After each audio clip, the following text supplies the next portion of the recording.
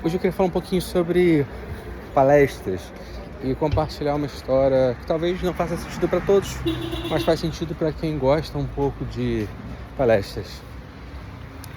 Essa semana eu fiz uma oficina de oratória, voltada especificamente para palestras, e nela foi muito interessante, apesar de eu já fazer palestras, me trouxe novas perspectivas. Talvez tudo que eu já tivesse feito de alguma forma antes, mas de uma forma mais estruturada, mais organizada, e talvez eu faça isso um pouco mais intuitivo. E essa oficina eu fiz algumas perguntas para elevar o meu nível de jogo. E uma das coisas que eu vi foi: fazer palestra não é sobre ter uma boa oratória. E eu acredito que eu tenha alguma, humildemente, alguma fluência nesse assunto, ou talvez seja um simpatizante do tema. Mas ele falou uma coisa que criou uma conexão, e olha, ele falou assim: palestra é sobre inspirar e conectar pessoas. Na semana passada eu fiz uma palestra no evento e eu consegui assistir pouquíssimas pela correria do dia a dia. Eu assisti duas que foram palestras boas, com conteúdos interessantes, mas nenhuma das duas foram palestras que me inspirassem, que me trouxesse reflexão. Era só mais com bom senso do contexto.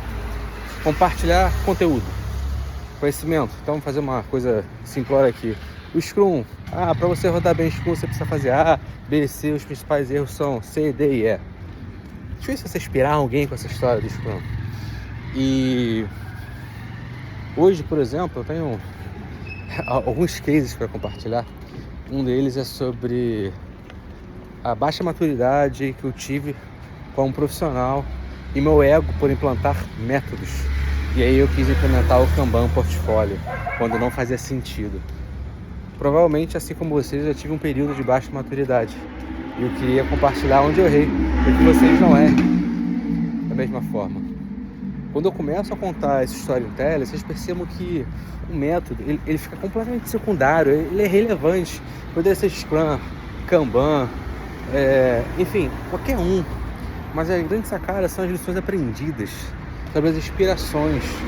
E voltando para a questão da palestra, do curso de oratória da palestra, eu vi o seguinte feedback: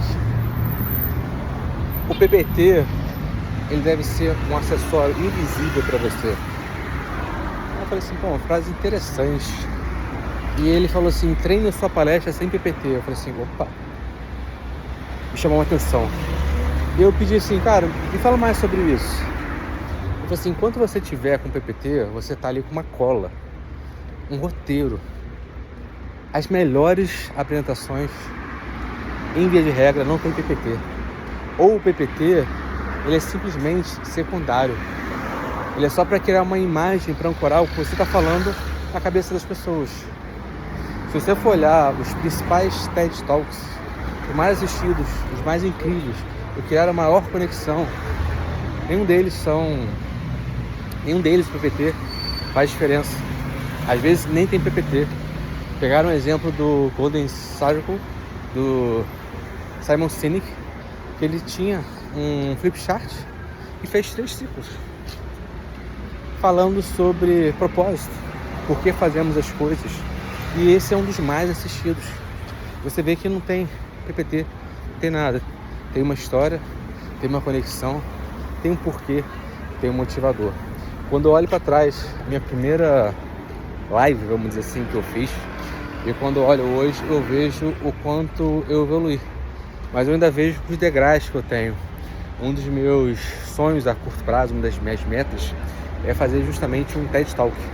Então, se isso fez sentido para você, assista os conteúdos aqui, compartilhe um pouquinho dessas histórias, desses conteúdos com vocês.